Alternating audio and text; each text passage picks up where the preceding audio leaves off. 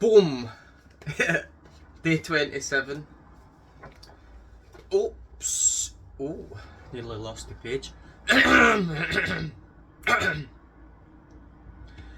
Day 27. The hour of sorrow sounds when Mary participates in Jesus' passion. All nature weeps. The soul to its sorrowful mother. My dear sorrowful mother, today more than ever, I feel the irresistible desire to be close to you. I will not move from your side, as I desire to witness your bitter sorrows and ask you as your child for the grace of allowing me to experience your sorrows and those of your Son Jesus, as well as his own death. May his death and your sorrows confer on me the grace to die continuously to my own will, and then rise above it to live in the divine will. Lesson of the Queen of Sorrows. Dearest child, offer me your company in my intense sorrow. The divinity has already decreed the last day of my Son on earth. One of his apostles has already betrayed him by giving him into the hands of the Jews, who will put him to death.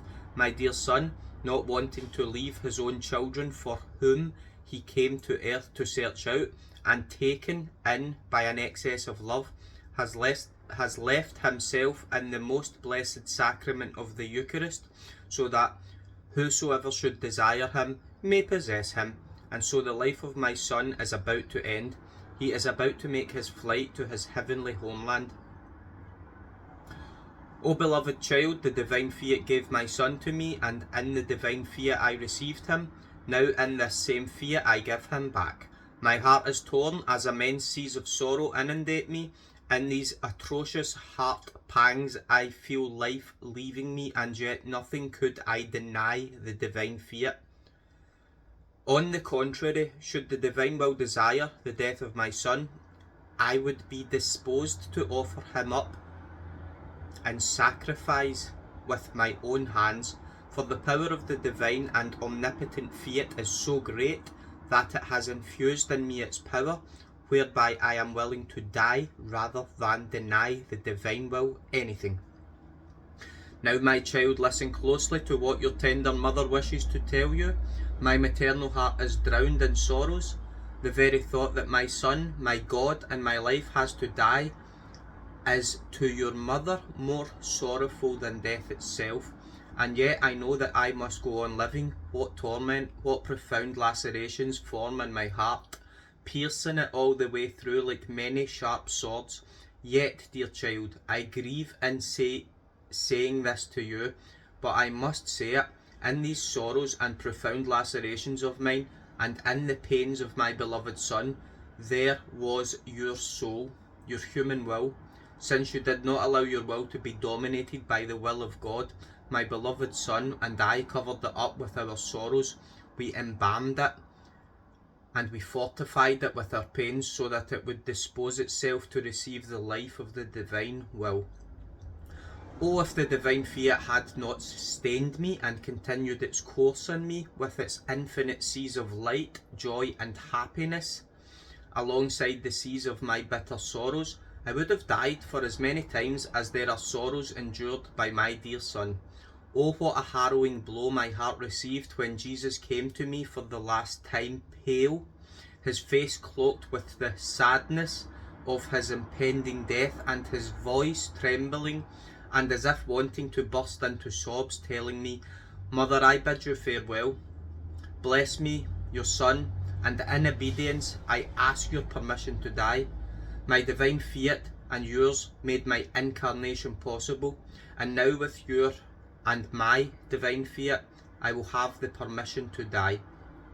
O dear Mother, do not delay, pronounce your fiat and tell me, I bless you, and I grant you my permission to die crucified. Whatever the eternal will desires, I desire. My child, what a harrowing blow my pierced heart experienced, and yet I desire to do as my Son has asked. As we were never forced to endure any sorrows, but all our sorrows were freely embraced.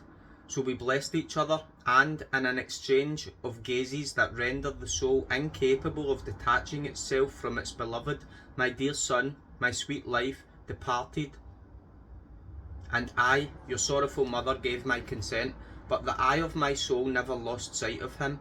I followed him into the garden where he would endure his terrible agony, and oh, how my heart bled in seeing him abandoned by all, even his most faithful and dear apostles.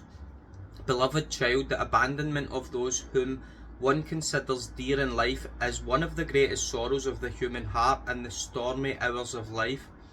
This is especially true with my son, who, having loved these dear children of his and blessed them so much, now finds that they have run away, and worse, they have abandoned him in these extreme hours of life when he is about to give his life for them. What sorrow, what sorrow.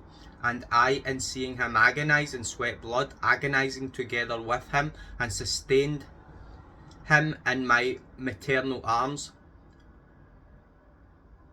I was inseparable from my son. His sorrows were reproduced in my heart through the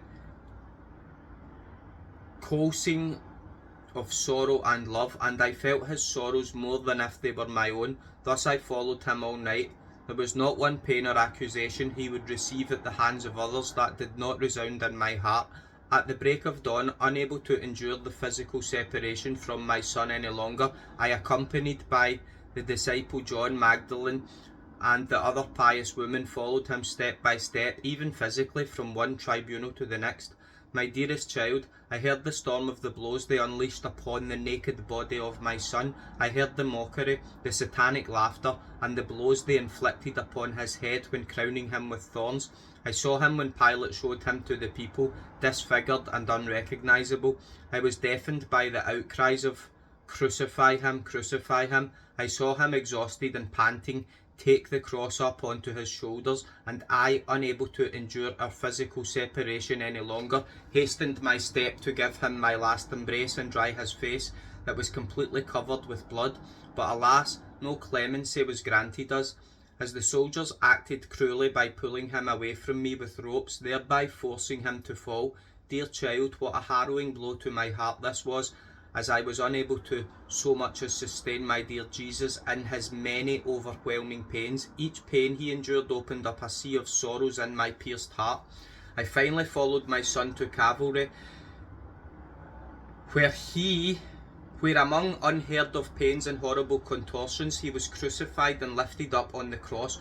Only then, at the foot of the cross, did he grant me, with his dying lips, the right to and the seal of my maternity over all creatures, and the gift of all my children. Shortly thereafter, among unheard of physical convulsions, he breathed his last.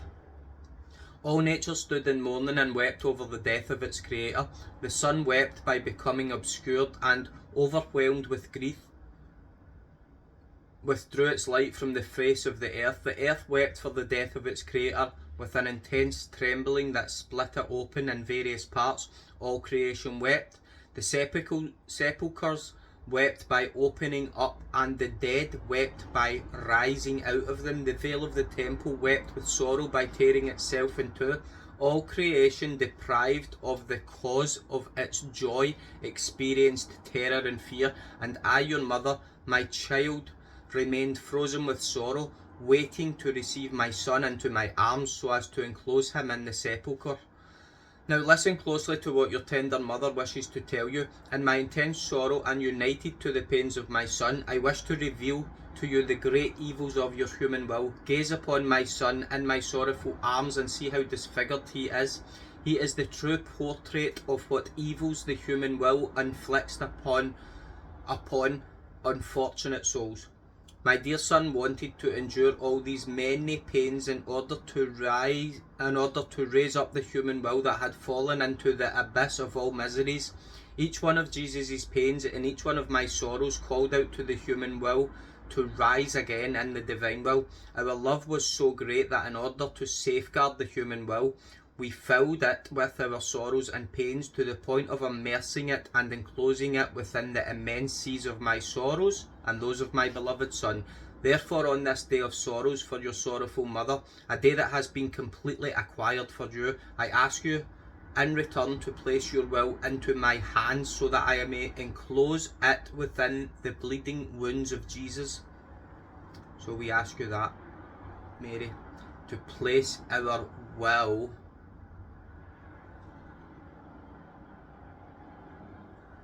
into your hands so that you may enclose it within the bleeding wounds of Jesus.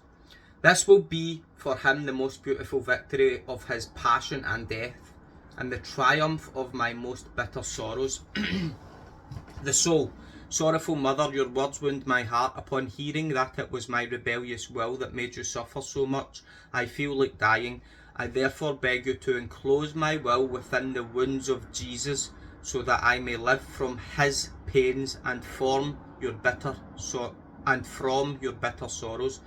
Aspiration today to honour me, kiss the wounds of Jesus while reciting 5 prayers of love, and asking me by virtue of my sorrows to seal your will within the opening of his sacred side.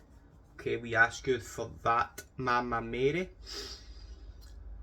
Exclamation, may the wounds of Jesus and the sorrows of my mother infuse in me the grace of making my will rise again in the will of God.